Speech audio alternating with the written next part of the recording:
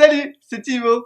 Je vous retrouve pour un tout nouveau concept de vlog pour vous parler d'un sujet très sérieux qu'on prend malheureusement trop souvent à la légère, les pop stars. Pour commencer, je vais vous parler de la légendaire Miss Britney Spears. It's Britney, bitch.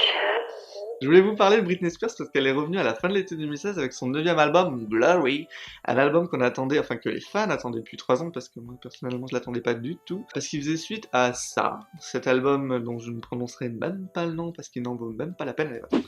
Un album qui faisait suite à plein de projets pas top qu'elle nous avait proposés depuis 2007. Parce que 2007 en fait pour Britney Spears c'est un peu l'année zéro.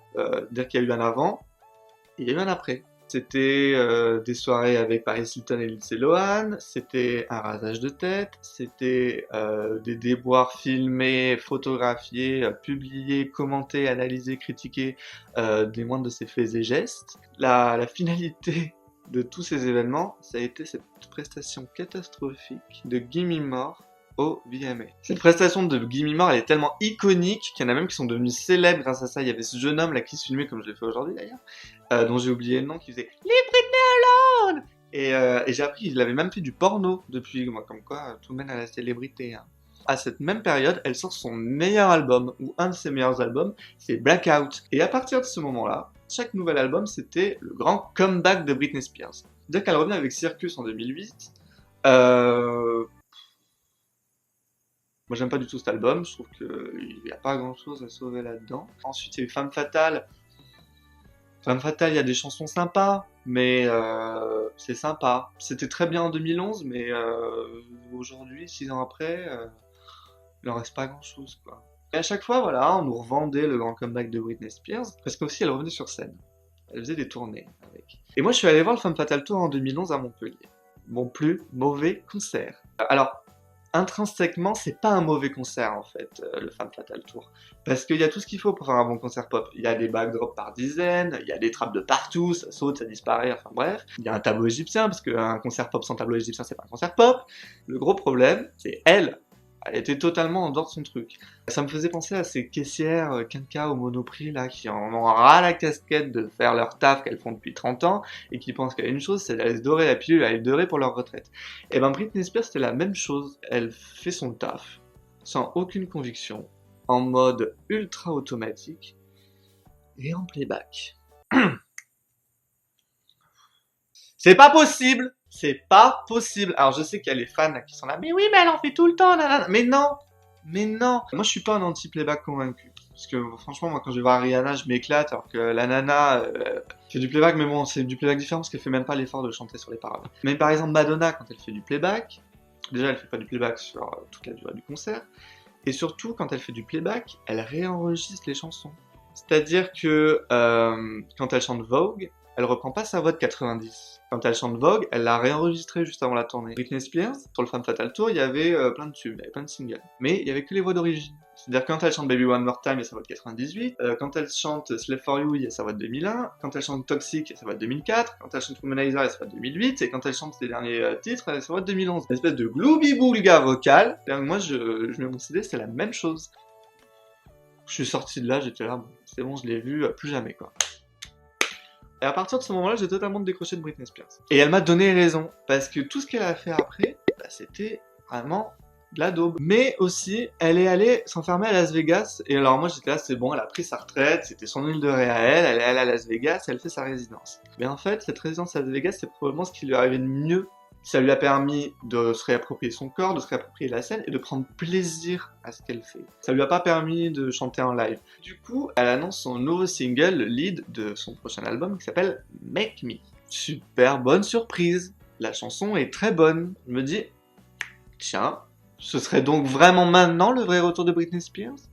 Et là, ça fait monter le russe quoi. C'est-à-dire que je me dis, bon, j'attends rien. Hop, la chanson est super, et là il y a le clip de merde qui sort. Une espèce, on dirait qu'elle est avec les sosies des L5, elle fait passer un casting avec des gars.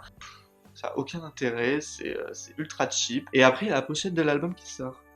Une capture du clip. Alors en plus c'est pas comme si la pochette était hyper originale de tout ce qu'elle nous a déjà fait quoi. L'album sort et je l'écoute. Et là, eh ben il est bon. L'album il est bon. Il y a aussi Coupure électrique.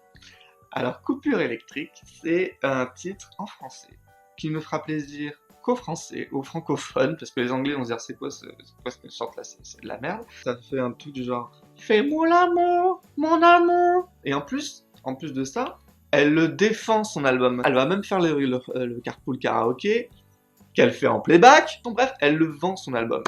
Et ça ne marche pas du tout parce que l'album est un gros flop. Ça marche pas parce qu'il arrive trop tard cet album. Elle s'est perdue durant ces 10 dernières années, mais peut-être aussi parce que Britney Spears elle appartient à une ancienne génération. C'est-à-dire que quand en 2007, si je reviens en 2007, c'est la fin de beaucoup d'artistes qui ont cartonné avec l'ère du CD.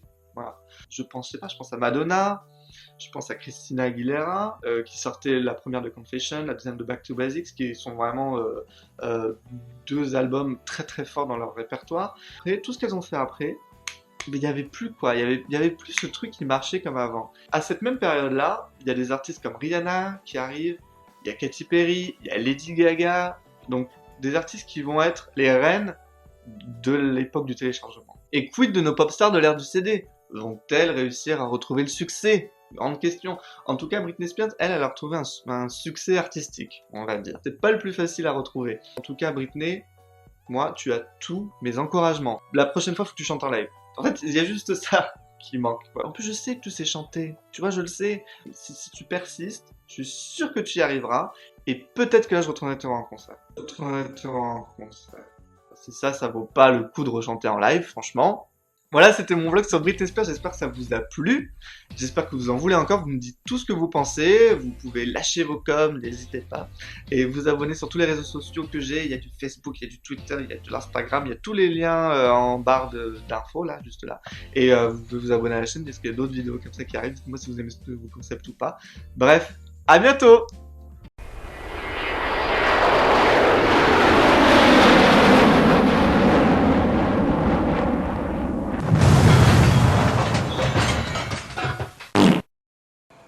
Okay, so here was a news tidbit that I found funny.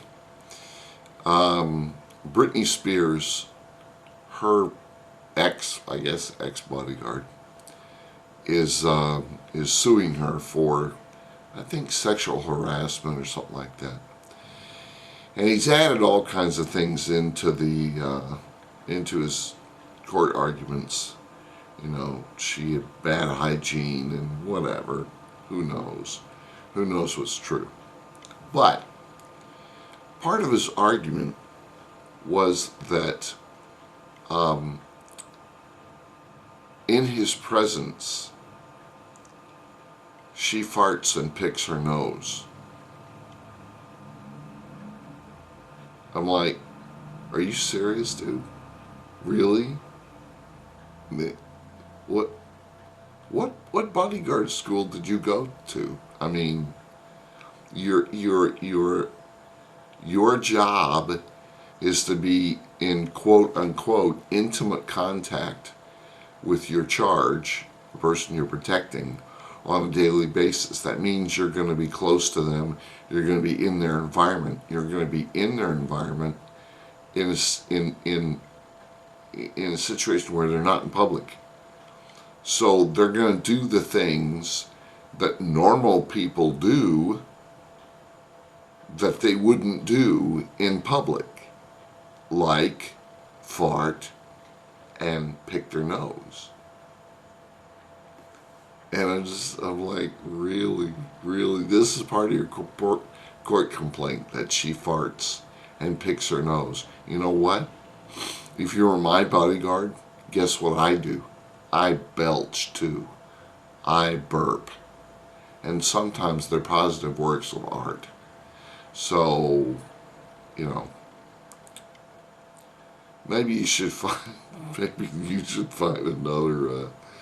another line of work, pal, because if the worst thing you got to worry about is somebody farts, or and no matter how bad that is, you're a bodyguard, okay? Tough it out, man up. But seriously, I hope you never apply to be my bodyguard or something, because I do all that stuff and I burp.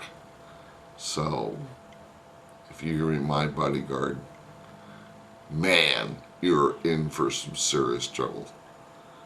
So I just thought it was silly. So anyway, so thanks for watching.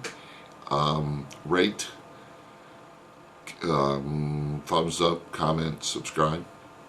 Okay, thanks.